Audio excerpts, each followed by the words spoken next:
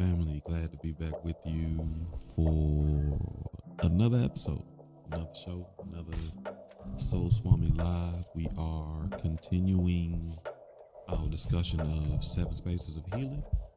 And you know the routine. We start off with a little sound bowl, breathing exercise, and Marcia, glad to have you here, brother. I see you they giving you banners now. You stepping up. I don't know what that is. 2024. I did my work, so I don't know what all the banners and stuff that they give you now, but I appreciate you. Word. No, thanks. Cause now you should hear no music at all. I got that Dodge on, so I'm glad you said something because normally I turn the music down, but so we are back on our crown this week. Of course, that's why you see crown colors purple or violet. And the element that we'll work with is thought.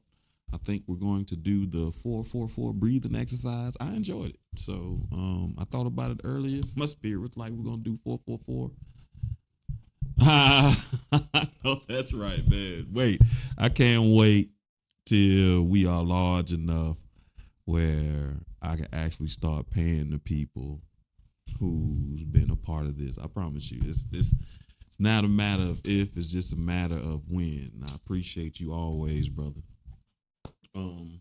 Color for the element, for your crown chakra, which is right above your head, elemental wise, but you do a lot of your thinking with your head. It's your brain. Color is purple. Element is thought. So we're gonna start with that. I brought both bowls out today, so well, not out today, but I brought them to start us off. Listen, I forgot all the reasons we get badges now, but it was supposed to have been working. But I told you last week I started checking to make sure it worked. But there are a bunch of reasons you're supposed to get badges. Like you specifically on Twitch. I know the Twitch people, y'all can gain points and actually play games and gamble, and it's all types of stuff that you're supposed to be able to do. But I'm not there to monitor it. So I'm going to, I don't even know that. I don't know what 2024 is. I guess maybe you've been watching since 2024, something like that. I don't know. But I'm going to check. So maybe I should know what all the badges look like. Oh, God.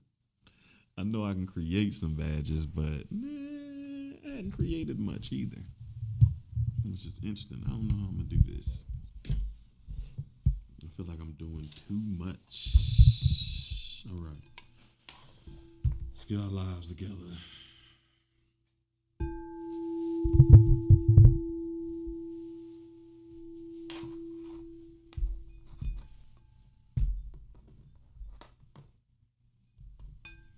feel like my bowl is leaning. What's going on?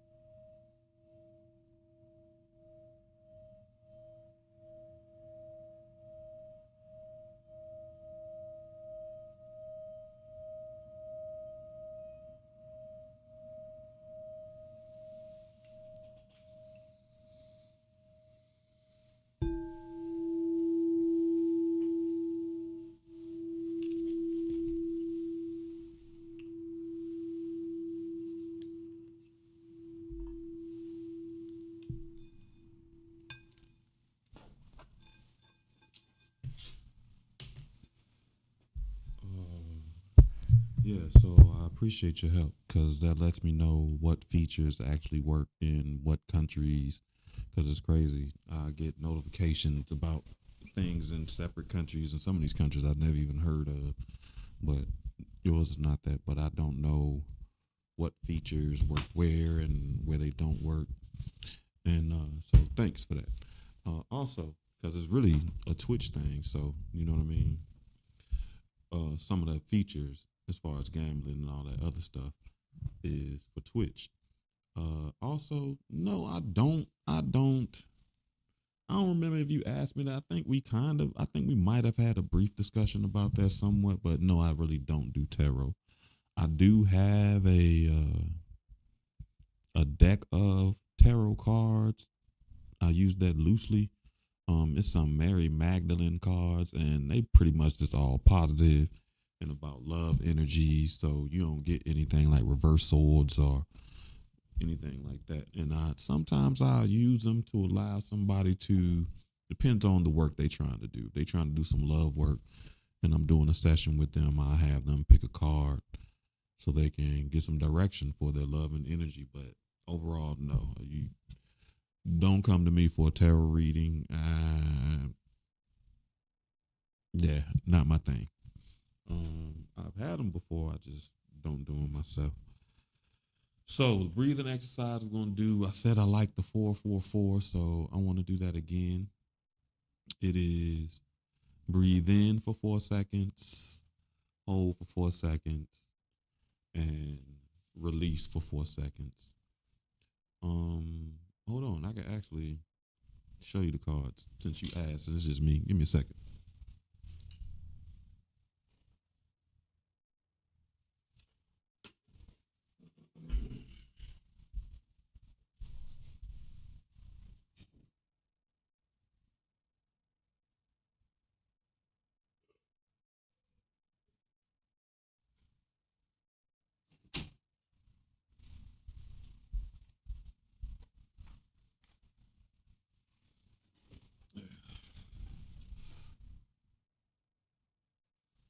Yeah, so um, first thing I got.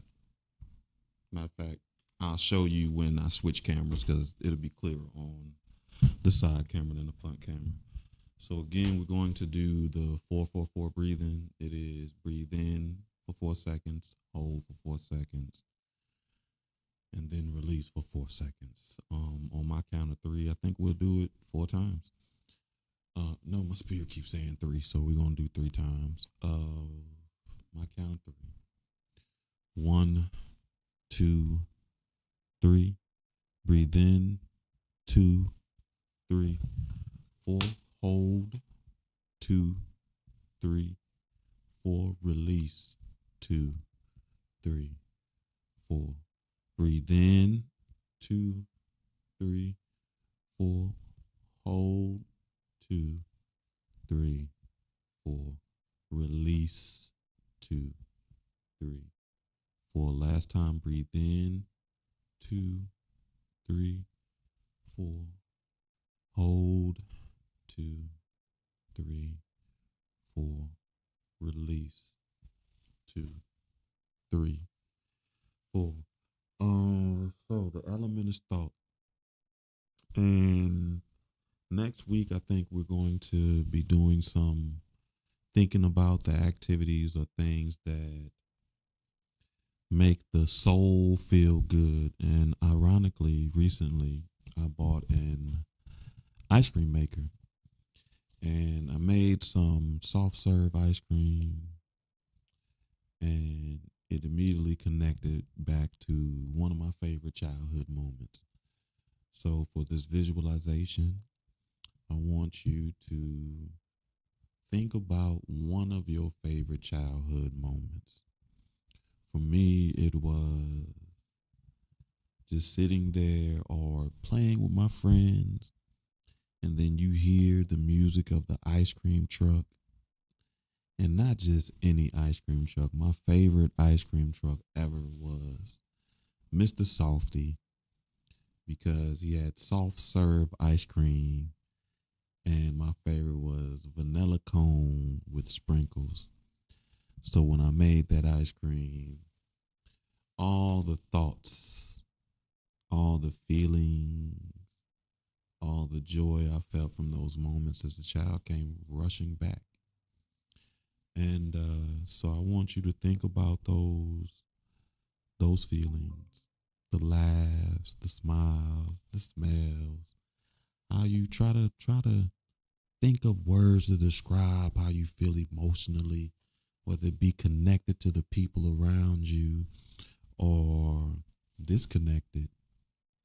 Um, some of these moments may be a space of freedom from you and not one where you connect, but I want you to think about them and start thinking about the words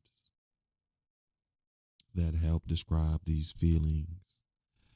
And while you're thinking about these words, put some of them in the frame of I know. I know I love to laugh. I know I love to smile. I know I love soft serve ice cream with rainbow sprinkles. I laugh because that promise you that is one of my favorite things.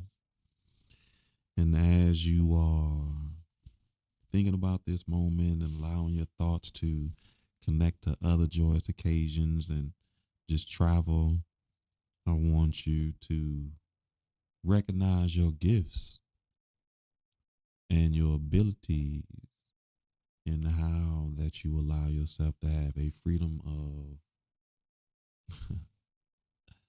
thought, um, freedom of thought to clear your mind.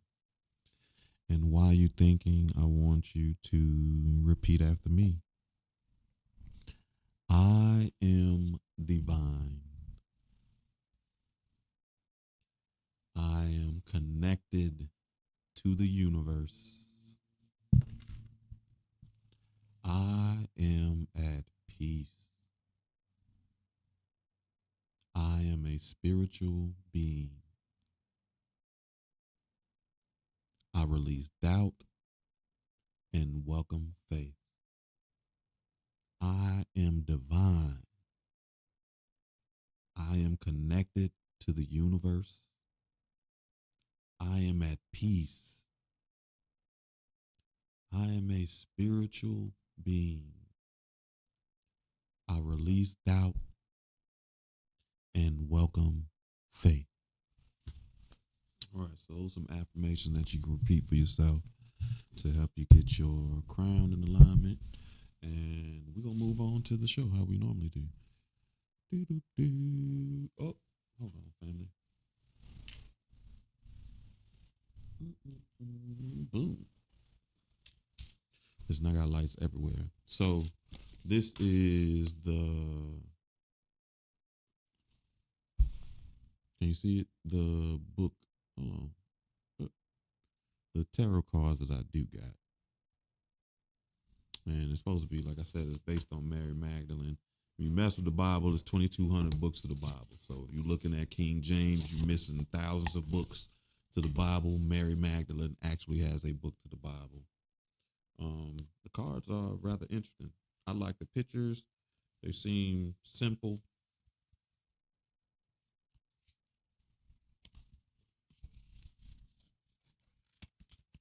Ethnic. So, give you some idea.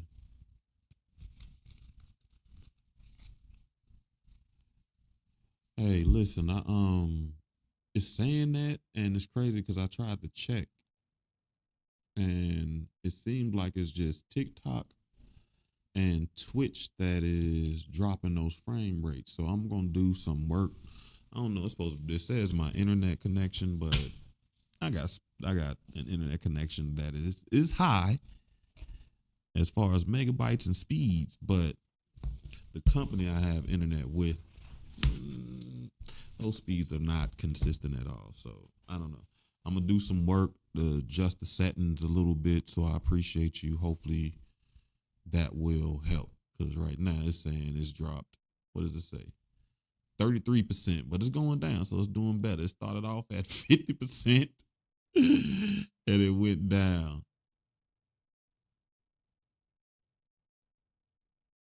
For sure. As a matter of fact, I'll pick a card for you, and that'll help a little bit. I'll shuffle. Like I said, it's mostly love energy, and we'll see what kind of energy you got.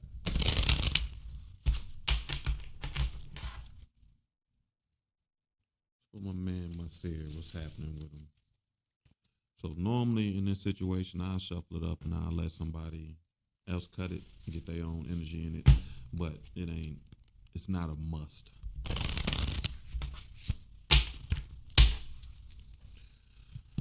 Let me see. What would I pick? This one tried to stay on top. So the word is ascension. So that's supposed to be your love energy. And ascension, farther up is farther in. Hold on, can you see it? That light so good. Ascension, farther up is farther in. Side note. Now, I'm supposed to use this guidebook to tell you what ascension means.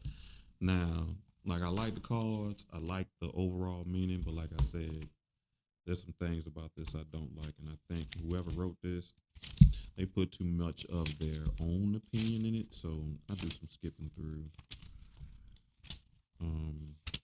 some of their own opinions. Ascension, second power. We're not doing third, fifth, fourth, sixth, seventh. I know I can spell Alpha and Omega. Ascension. Further up is further in. So according to this, listen, yup, you are. That definitely resides in you. So you have that energy. You got leadership qualities. You're making a difference in the world. So it depends, you know what I mean, on who's looking at you. But I'm sure to the people who value the things you say, they definitely recognize that you're changing their lives. And I say that to you because I talked about it on the show at the beginning. When I was in college, there was a woman who used to call me Black Jesus all the time. Black Jesus. I had long locks at that time too. And it's funny how life has made a full circle because I say it all the time. I'm like Jesus because of this. I may not come when you call, but I'm always right on time.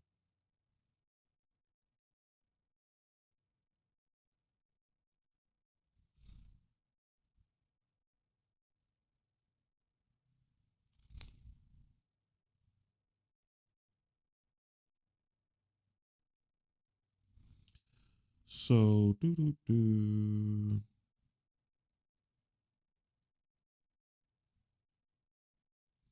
I'll just read it to you. It's such a wild and miraculous moment when we realize that the good has never been above or beyond or fully outside of us. It's such a wild and miraculous moment when we arrive at this truth. The great big unsayable love that is the good is actually right here within us in this fleeting body, in this primal ego. It is a miraculous moment when we realize that further up is actually further in. So essentially, it is telling you, as you, as you want to get closer to the universe, you learn more about yourself because you are directly connected to it. Do do do.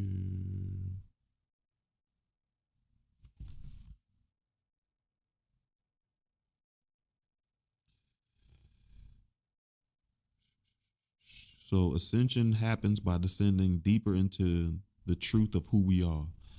The angels lift us up when we forget that good is not distant, above, and beyond us, as if the good is a way up there in the heavens, too high for us to reach in these lowly human forms. So it is not. the goodness that you are reaching for resides inside of you. Doo-doo-doo. Good does not exist on a vertical, but on a horizontal. We are eye to eye with the angels, not below or beneath them. The good is what presents right here within. Yes, heaven too. Further up is further in. So I appreciate it. I wouldn't have never picked these cards. I even found out about them because I don't really look at tarot cards. One of my tribe is a woman that is a part of my tribe, and she's pretty much a herbalist. And she had those deck of cards, and she brought them over when she brought me some herbs and stuff to deal with. Um, man, honestly, I am curious to see how this all plays out. I definitely think we are creating something different here, and I don't know. But if we are fighting for the same cause, then you don't even worry about if I'm fighting with you, because we definitely will be fighting together. So, okay, back to I'm doing too much. I'm sorry. So, I think one of the things I want to talk about before we go on to continuing the seven spaces is some new realizations that have came to me with over the last couple of weeks with the help of the brothers in the men's group Strength and Brotherhood and experiences just in life period. This idea of wasted energy has came to the forefront, right? And I always kind of understood it as, you don't want to plant seeds on unfertile land or cast your pearls among swine. So you don't be wanting to, essentially, you don't want to say anything to people or do stuff with people who are not going to utilize it for the betterment, right? So I understood that idea of wasted energy, but I didn't really take it beyond that, right? But life has forced me to take it beyond that, and the brothers have helped me see a new perspective on this idea of wasted energy. So the first thing, and I think I mentioned to you all how it started showing up is, well, not how it started showing up, but I think I mentioned to this, but one connection that I made once I came to this clarity or this realization is that when I was talking about that person I told you I've been trying to take dating seriously, right?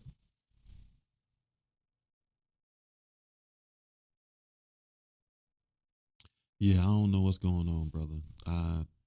Jesus Christ, it's going crazy still. So it's still 35%. And I told you, I think it's just Twitch and TikTok. Because when I looked at Facebook wasn't doing it, and YouTube was doing still good. So I'm going to adjust the settings. But it came one of the first connections that I made to this idea of wasted energy came from a question that somebody asked me. And it was, I told you, thank you, brother. Um, as for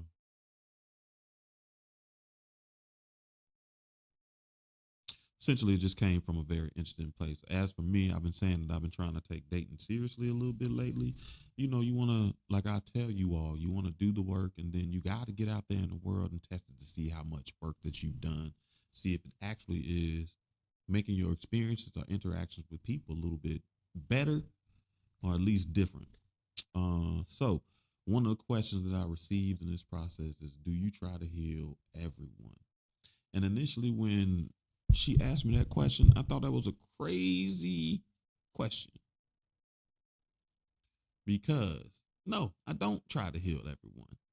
I don't even think, I for lack of better words, I don't even have that much concern to try to heal everyone. I thought that was a crazy idea because I don't even think I carry myself as a person that tries to heal everyone. Now, I definitely do offer some healing words. What I told her was, no, I only deal with those who seek me and think that I can help them are those who vibrate on my energy level. So, no, me moving forward, nah, don't try to heal everybody. But I do think that that was a moment for me to pause and think about that. Um, where's this question coming from, right? So then fast forward to Monday night, we're having a group with the men's group. I mean, we're having a conversation with the men's group. And this idea of the work that we do, the healing work, the work that we do with others came up in connection with wasted energy. And we started looking at it in this process because energy is supposed to be an exchange. What goes out comes in, back and forth, back and forth. But we do have moments in our lives where we create situations where this energy exchange is not even. It's just a one-way energy exchange, and it's not helpful, right? So it's crazy because as we talked about it, what came to my mind is when I used to supervise. So as I supervised staff, I was literally the executive director. So I didn't have to write people up and do all that other stuff.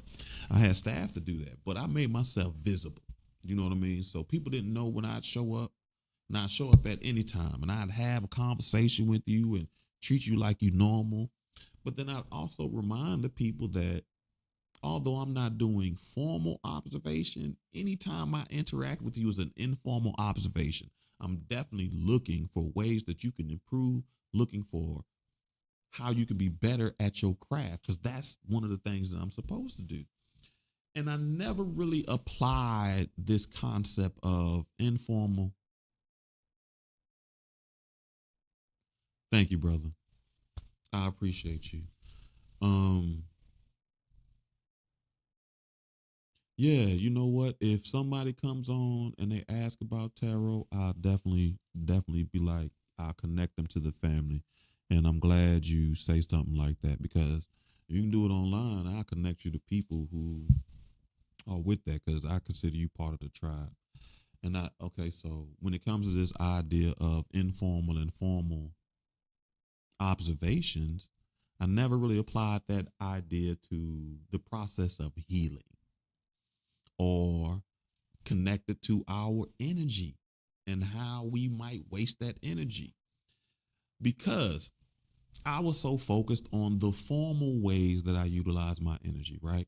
Doing this show, doing Reiki sessions, doing energy readings out there in the world, offering, working with my clients, all that stuff. I always think about the ways that I formally wind up using my energy. But then this idea of informal came into play, and it came into play with one of the wildest conversations that helped me make this connection, and it's connection about road rage, right? So we start talking about how you kind of always doing the work. Either you're doing it formally, or you set aside time, or you working with people, or you informally doing it the work by conversations with people on passing by. But the example that we used of wasted energy was road rage, right? Because essentially, when you are road raging on somebody, you are using your energy and doing work.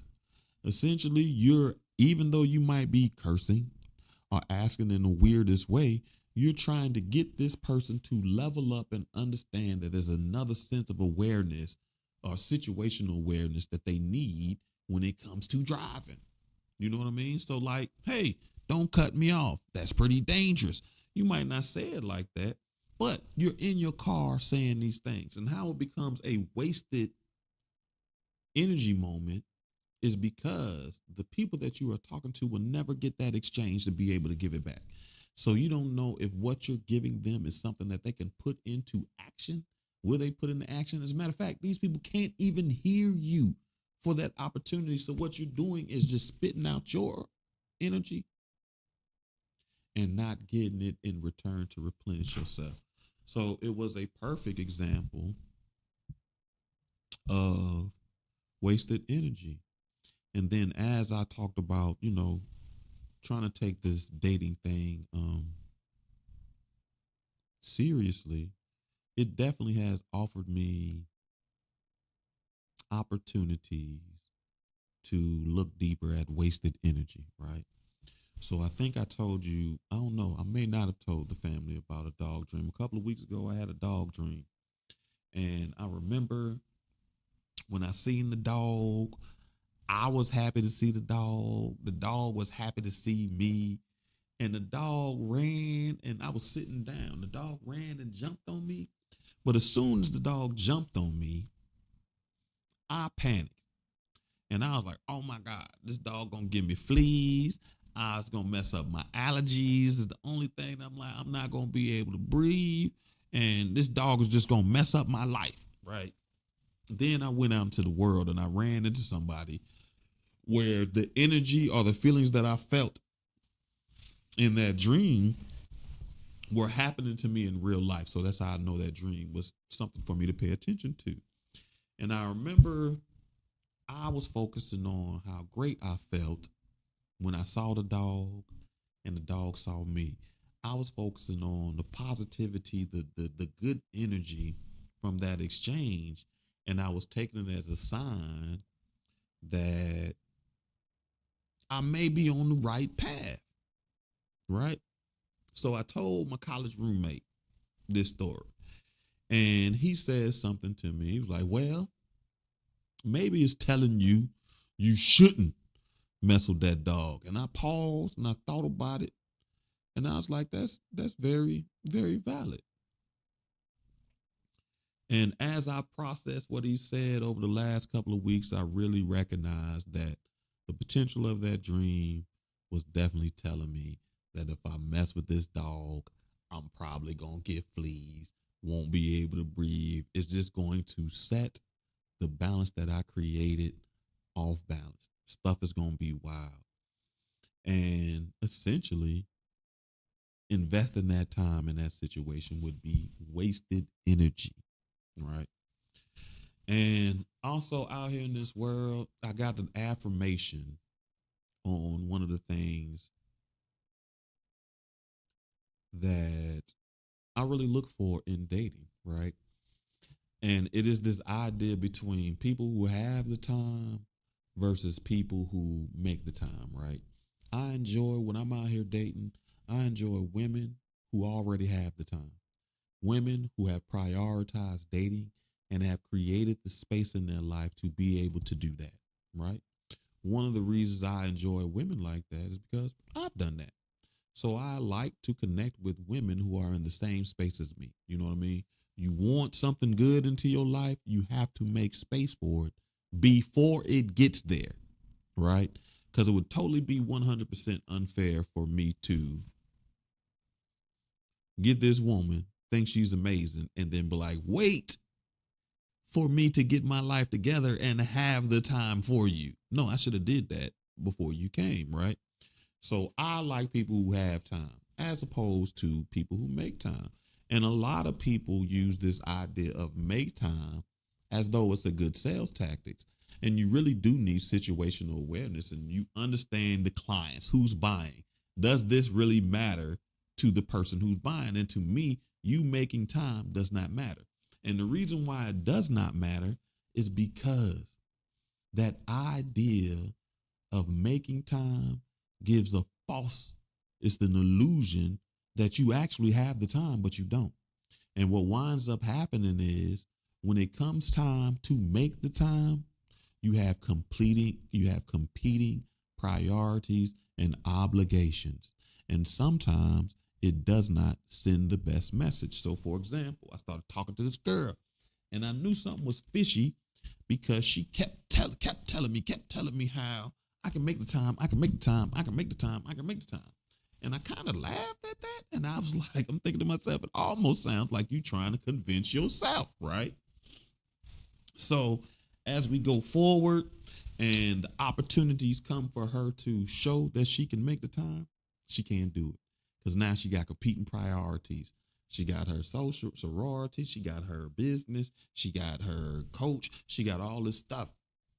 So, and this is a person who claimed to have prioritized dating. It's hard to prioritize it, make it one of your top three when you spread yourself so thin, right? And the people who really think that they can make time, it is very difficult to get them to see that that is an illusion. And I really don't like to go into that. You know what I mean? Because it'll be what I just said, that idea of wasted energy, right? And in this dating situation, it really did give me the affirmation that I necessarily needed, as far as understanding that I really do appreciate the people who create the space in their life for themselves. Because that's essentially what it is. So I created space in my life for myself. I got peace and quiet for myself. And then when it comes time for me to date, or I find somebody I want to connect with, it's easy for me to have time for them because I've already created the time, right? So, the link between the dating, the road rage, the dog, is it's all wasted energy if I'm not paying attention to how I lose it. And the main point that I want you to take with you, if you hold on to nothing else, is this idea of those informal moments where we're just throwing our energy out. Another one that I use that was my favorite is people in the grocery store in the middle of the aisle. I'll bump their cart. I always say something to those people, but it's not a even exchange. I'm just putting it out there. And those people don't get anything, and I don't get anything to return for the energy that I've already depleted, right? But think about the ways that you may or may not be wasting your energy because you have not created a space for that even exchange, or you don't value that in that space and time, right? So last week we were talking about the 7 spaces. I think, what time is it? Oh no. We might be able to get 2 more out. I planned on trying to do risk, trust, and forgiveness.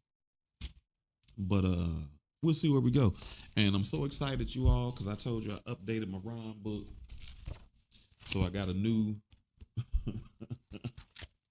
rhyme book. And it's funny, I put rhyme book 2. Don't sweat my chicken scratches.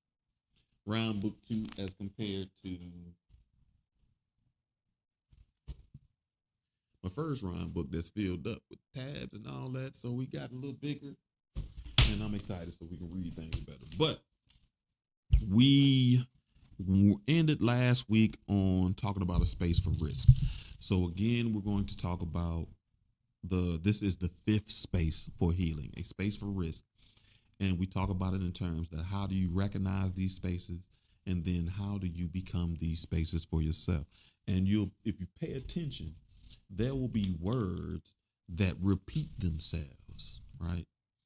And one of the reasons why these words, in the sense that you'll see them in several of the spaces, because that happens because these spaces are more like they're not like 1, 2, 3, 4. So they're not compartmentalized. They're more like Venn diagrams where there's a little bit of overlap, where in the middle they share for like communication, but on the sides they can be very different. So there is a lot of overlap, and these words, the way the overlap is, are very important because they have actions, thoughts, ideas, behaviors, all types of things that confirm or affirm these behaviors, these words, right? So we moved on to a space for risk. How do I recognize a space that is safe for me to take risk without judgment, specifically without judgment? One, that space has to have a supportive atmosphere. Not in just like you feeling, you have to see that other people are willing to take risks. They jump out there and they are supported with these risks. Whether it's a risk that you would take or not, it doesn't matter.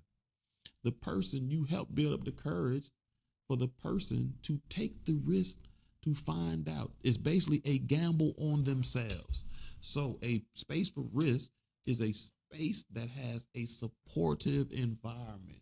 You hear a lot of supportive words like, I support you, I appreciate you, I value you. You should do that. you have the ability to do amazing things. You see that going on between the people or the plant. It's even it can even between human and plant, human and animal, plant and animal. But you see the dynamic going on. Like those people you see, they got a dog, cat, and plants.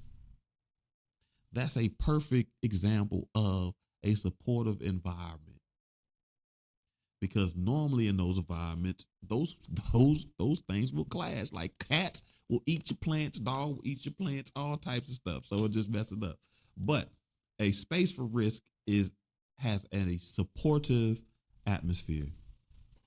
One that has showed up several times in our community, in our talk, is open communication. And specifically, people don't mind have a hard time saying the good stuff. It is one of those, it's the people struggle to say some of the things that may show that we need to improve, that constructive criticism. But in a space that's for risk, that dynamic is going on. There's open communication. That's that certain level of vulnerability where people don't mind sharing their thoughts, who they are, the mistakes they've made, their ideas that they've gotten from these experiences, right? The other thing, which is crazy at this point in time right now, is a space for risk is one space that respects diversity, right? And I know diversity can be it's a faux pas word right now with the new administration. But I mean diversity in the simplest form, where you have diverse groups of people. You will see men, women, all races, all ethnicities, even like I said, plant, animal. There is diversity in that environment. It's not a monolith where everything and everyone looks like you or looks like things that you would buy or do for yourself, right? Another thing that a space for risk without judgment has is encouragement of experimentation. And that is important because experimentation is the risk, right? There is tools you learn from the risk. As a matter of fact, taking risks can help you shape and reshape your relationship with the words faith and hope. And like I told you all before, I'm working on my relationship with hope because this process is me using hope. And I don't like to use hope. But encouragement of experimentation, because the experiment is literally, that is the risk. Something that is familiar, and I talked about it a little bit earlier, a space for risk is one that has constructive feedback. It's almost like that space of accountability. These people are invested in your success. They're invested in your wellness. They're invested in you taking and doing the things that benefit you, but they also hold you accountable. As a matter of fact, I congratulated the brothers Monday night for being a space that holds me accountable, because one of the brothers asked last week, are you using the tools that you've gotten? And I really, that question stayed in my mind, and I really thought about it until I had to be honest with myself and say, no, I'm not using those tools. And one of the reasons it's difficult to use those tools is because of how I've compartmentalized those tools. So when it comes to healing, the tools that I've gotten for healing, I usually use them for events. So like these tools are supposed to be used to address trauma, right? But in real life, these tools are not just to address trauma. These are tools that you're supposed to incorporate into your daily life. Excuse me. They're not just for events. They're for maintaining, right? And it's funny that came up right now, because one of the things that I wanted to discuss to y'all that we understand is this idea of healing. So many people think of healing as an event. That's why people ask me, where do they start? Where can they end? They ask a lot of questions about healing, but essentially, what healing is a form of maintenance. It really never ends. You'll have new experiences, you'll have new challenges, not necessarily new traumas, but you'll have new interactions that will need you to go through the process of healing, right? So, healing, the tools that you learn to help you digest these traumas or relieve yourself from those experiences, are the tools that you're supposed to incorporate into your daily life, not just to address situations, right? So that constructive feedback has to be helpful and not punitive. You can't just be saying stuff to poke holes in people's ideas. You are saying things to help them firm up their ideas, not just to tell them how they're wrong. A space for risk is one that has trust and safety. Remember those words. We already made safe as one of our safety is one of our soul family words. But trust, again, that's one of those ideas, one of those words that a lot of people are going to have to work on their relationship with. Trust is one of those things that should be given, not earned.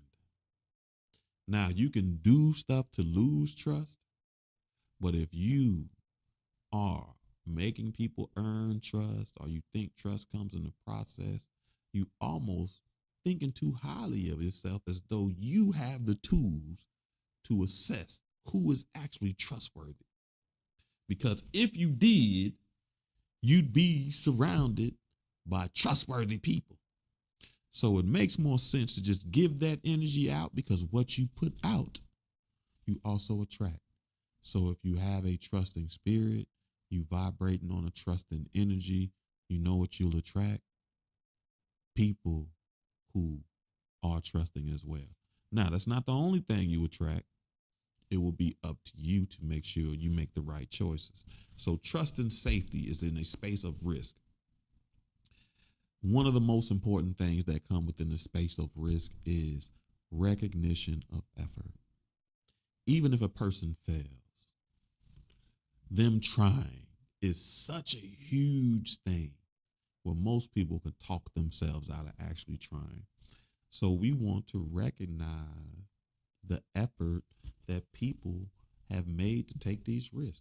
Even recognizing the people who have helped create this space that makes us feel safe to take risk without the fear of judgment. All right. So recognition of effort. Listen, if you are a parent, that is important, because a lot of parents do not understand the idea of positive reinforcement. They generally think that behaving good is what you're supposed to do. But if you out here in this world being good or doing the right thing can be the most difficult thing ever, because so many people are doing wrong. There are so many opportunities for you to do wrong that doing the right thing needs to be recognized, and rejoiced over. So in a space of risk, excuse me, without fear of judgment, is a space that people recognize the effort that you actually took the chance. So now you know what a space looks like. We are curious, how do I become this person or this space for risk without judgment? There'll be some overlap. So one of the things that you will have to do is have open dialogue.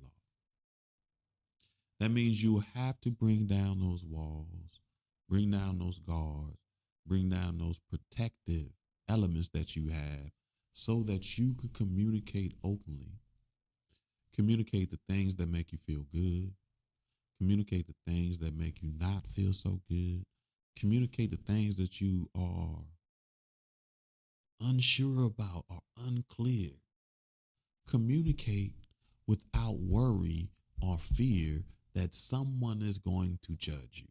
You have to start having open dialogue with yourself and others.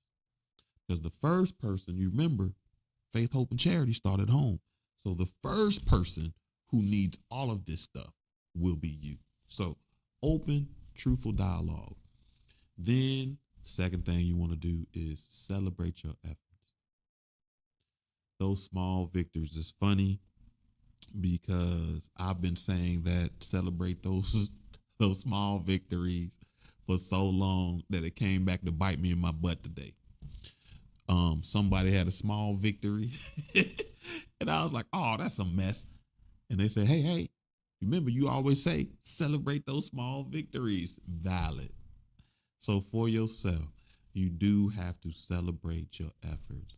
Even when you fail, the fact that you got up, the fact that you tried, the fact that you failed and you about to try again, you need to pat yourself on the back because that is resilience, and you definitely need to be your number one fan and celebrate your efforts. Next, you want to give constructive feedback. And that is to yourself. I'll give you an example.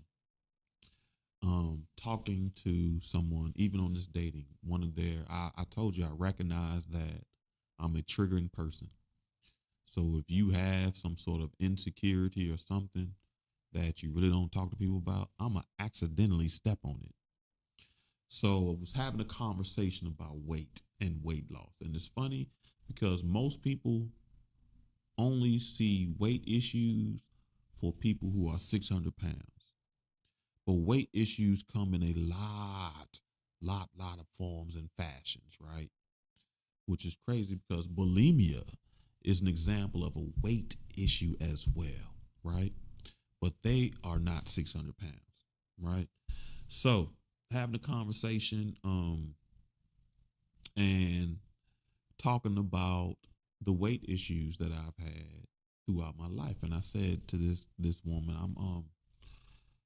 I'm one of those people who don't look like I weigh as much as I do. So as right now in this, it may not seem like it, but I am every bit of 196 pounds. And that's because I lost a little bit of weight, every bit of 196 pounds. But I never, even when I was 225, I didn't look that big, right?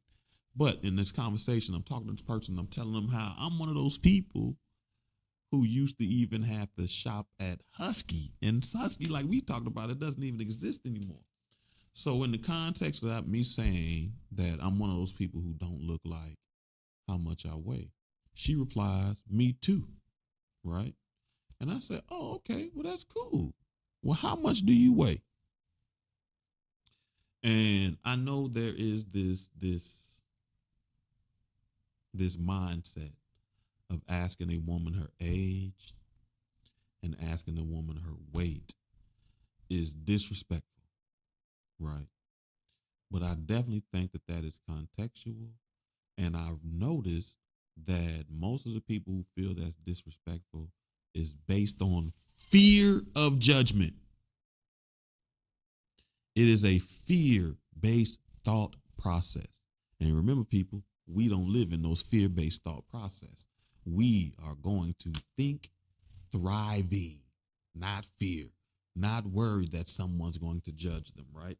So she tells me how disrespectful that is, and I respect that. You know what I mean? Because I told her I used to think that, blah, blah, blah, so forth, so forth. But then I also offered a little constructive feedback, because what winds up happening is the universe is offering us an opportunity to make connection. We both have the same issue. We both can create a safe space for each other where we can be supportive to each other.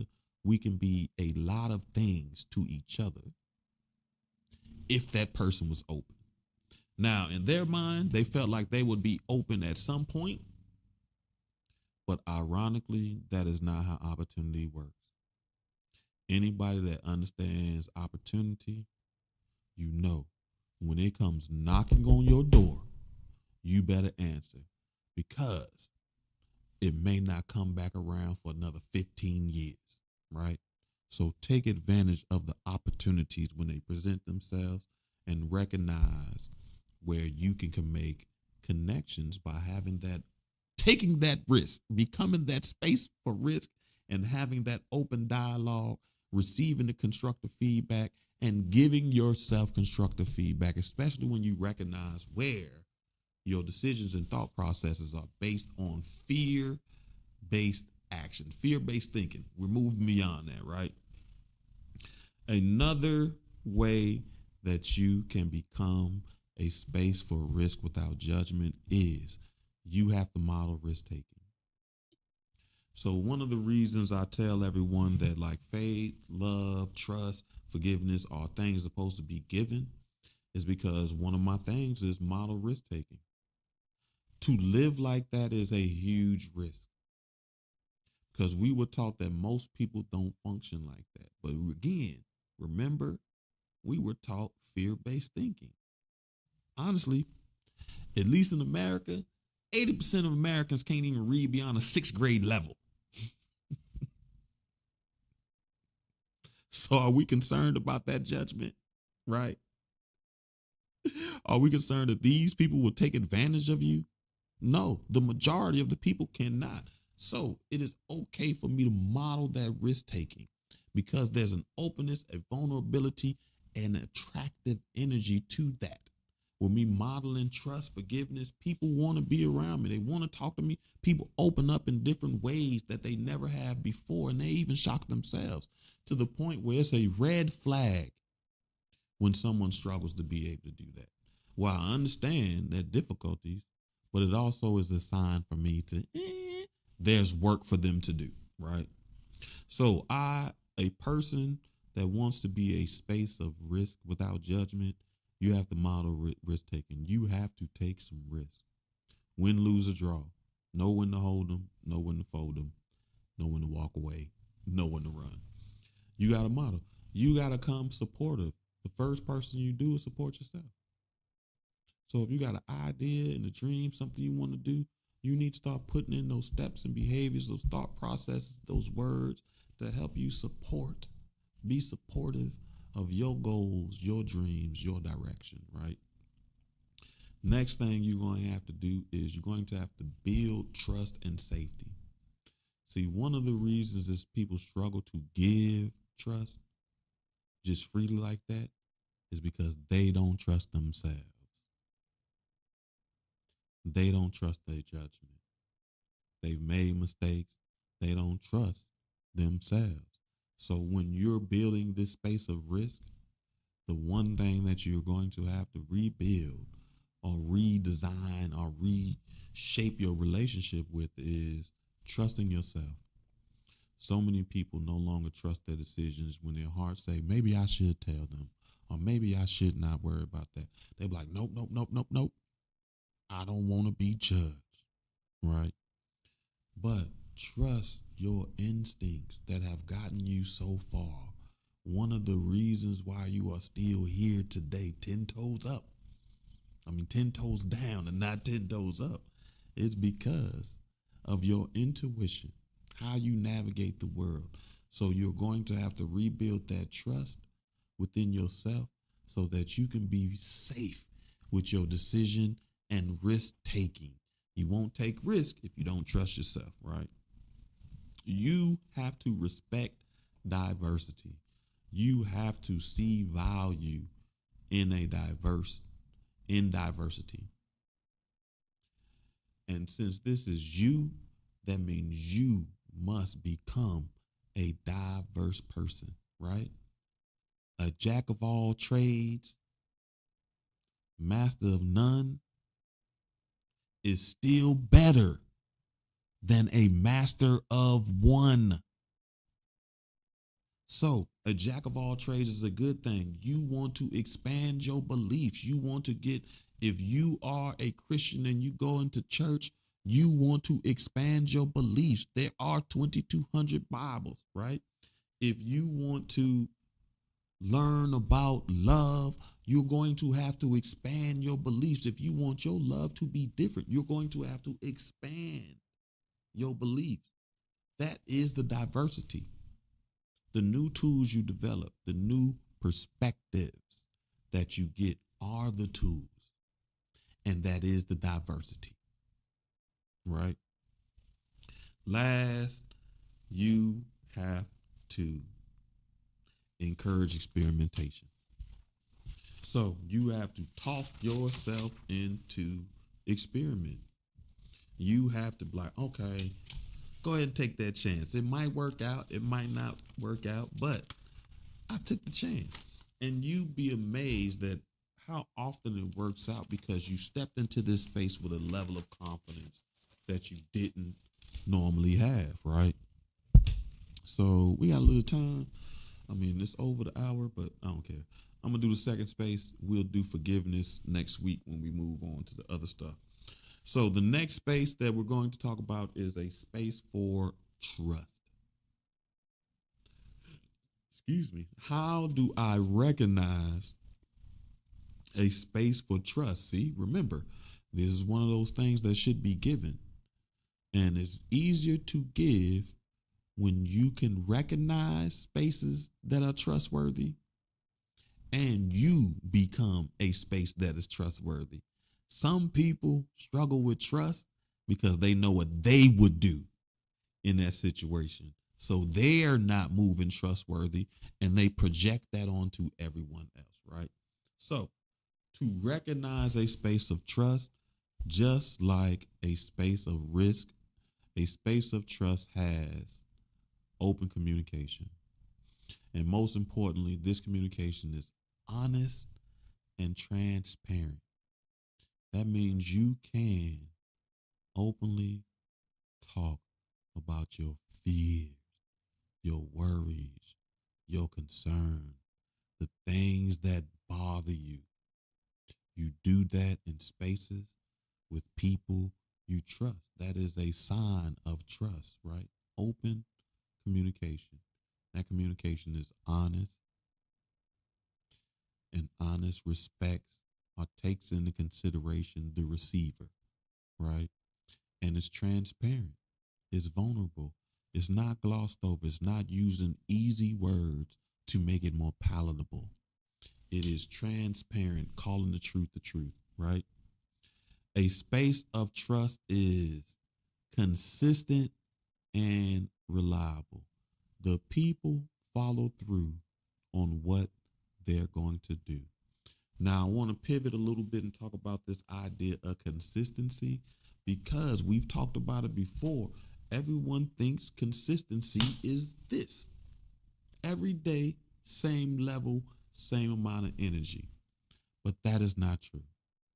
Remember, we expand in our ideas and our perspectives. One that we have to expand is this idea of consistency. Because I'll tell people all the time, I'm one of the most consistent people. And it's funny because people be like, Peanut, you so inconsistent. And I was like, am I inconsistent if you can guess what I will do or say? And they pause and they think about it. And they're like, no, because that's how consistent I am. I just don't move on your consistency because consistency is more like up and down. The consistency comes because you keep trying. Some days you only gonna have 10% energy. Some days you're gonna have 30% energy. Some days you're gonna have 90% energy.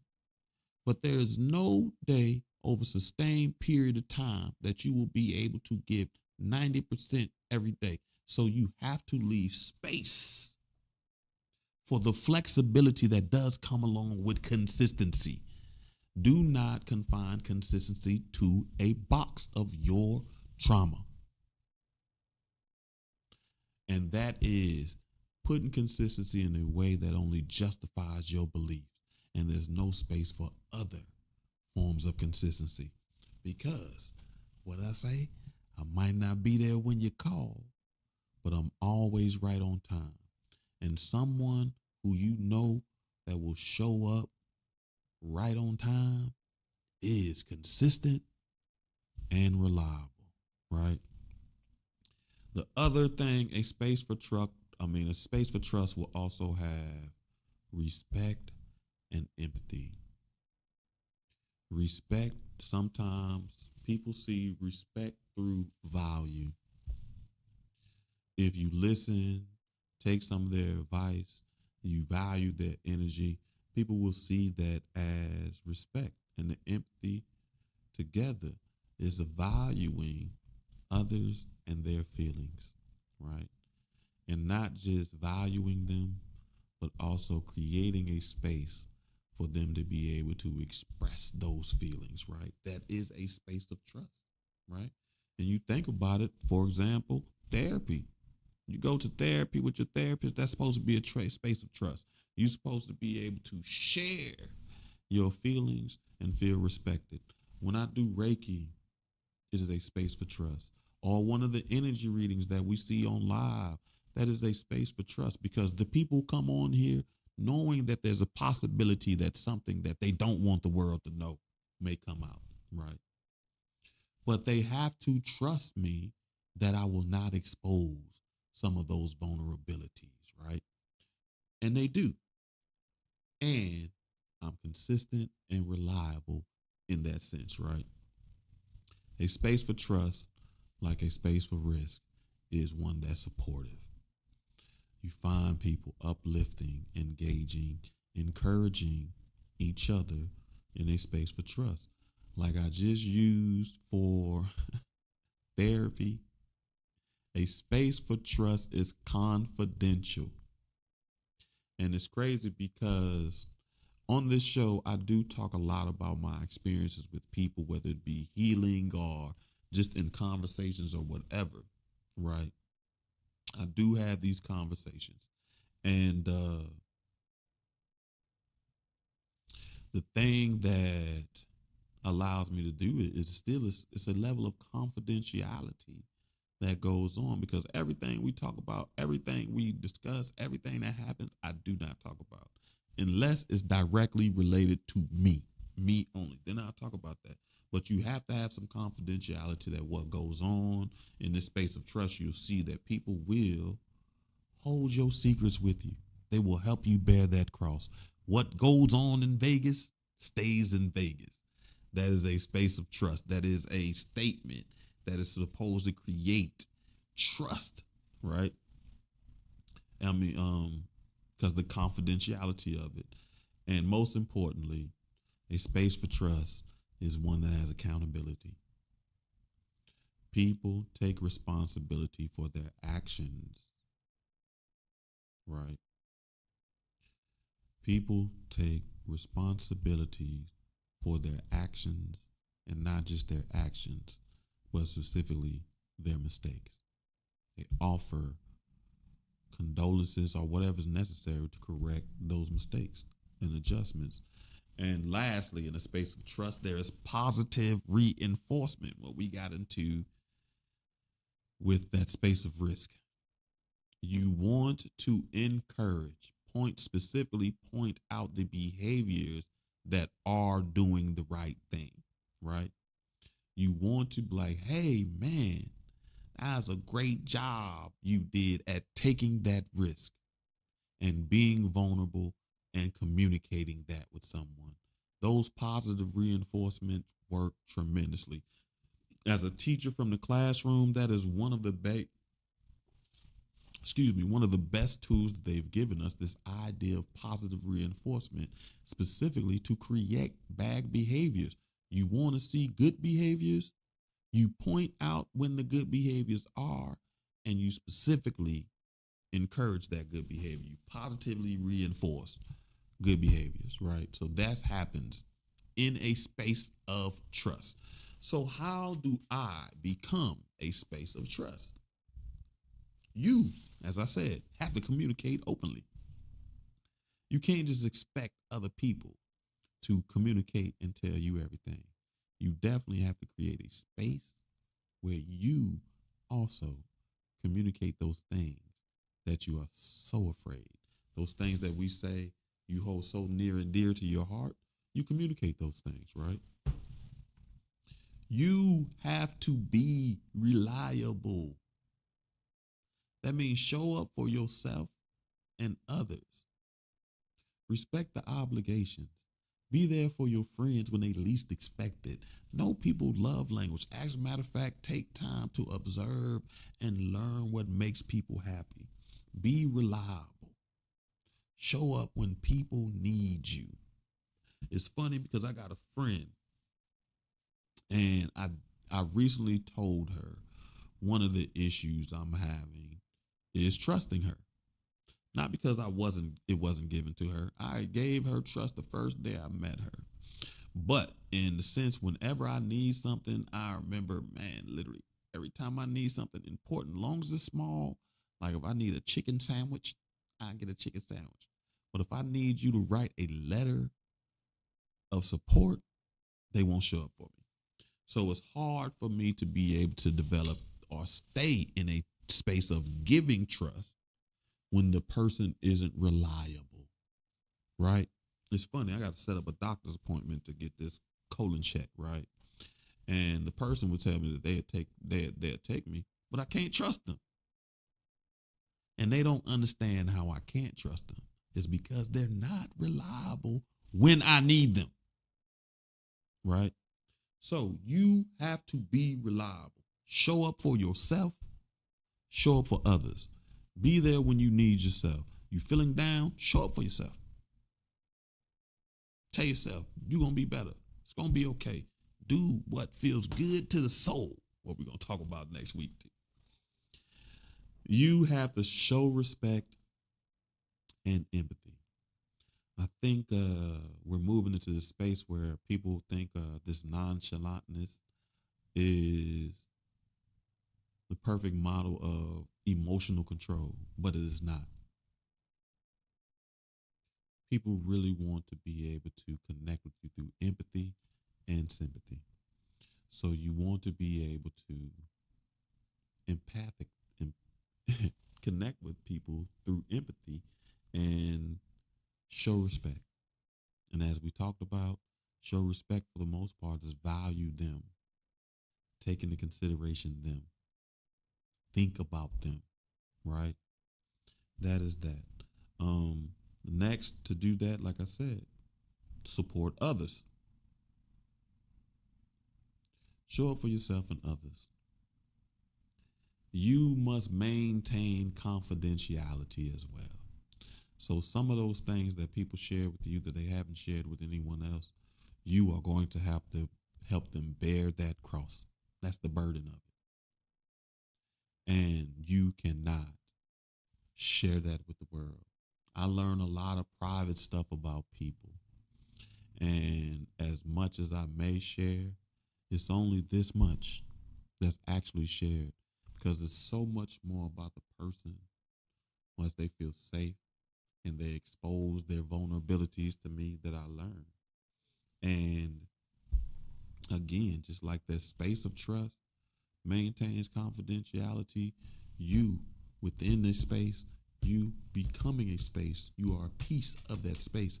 So you too have to maintain confidentiality. You have to take accountability for your mistakes. Now, this is the one that a lot of people like to wait for time to pass. Time to pass, we move on. I don't have to take accountability and apologize. No, you have to take accountability. Even when you made mistakes with yourself in your own judgment, give yourself grace, but you take accountability for the ways that you may have not shown up for someone else. And when they openly communicate this to you in a space for you to be a space of trust, you have to receive that. I have people, I actually been working on my open communication. And it's funny because one of the things I noticed that when I communicate, if it makes someone feel bad, they'll deny that that's what's happening. And that's interesting. I'm like, I get that it makes you feel bad, but don't deny what I'm saying because it makes you feel bad. Take accountability. Like, okay, I respect that. Admit your mistakes and apologies. Go far, but you know what goes even further than an apology? A changed behavior. Apologizing and repeating the same act is not going to build trust. You won't be able to trust yourself. You won't be able to create a space for trust because of that. And lastly, what we talked about again, the overlap, positive reinforcement. But you have to recognize and appreciate yourself. Talk good to yourself. Say the good things that you did today. Appreciate yourself. Do something. It's funny because I went to the doctor today. What's the day? Yesterday. Monday, I had my annual physical. And I was talking to the nurse assistant to my doctor. And I told her that thing I told y'all. I don't know what we were talking about. And I said, I learned from a crackhead. And she was like, what? Because you never know when somebody starts a story off what I learned from a crackhead. Because there's so many things that you can learn from them. But I told her about me struggling over getting some Reese cups or some Skittles. And the crackhead seen me in the store and it said, treat yourself, don't cheat yourself, right? Recognize and appreciate. Treat yourself. Do not cheat yourself. Okay, family. So we went over a little bit, about 30 minutes, which is cool. Because we be doing so much stuff before we get started talking. So next week we will finish off what we talked about. We should be able to finish doing forgiveness and oh no, we did trust. It's just forgiveness less. Whoop, whoop, whoop, whoop, whoop. Fantastic, people. So next week we'll finish off with forgiveness. To think about to recap what we talked about. We want to start paying attention to your wasted energy through formal, but specifically through informal ways that you are working and giving your energy out, right?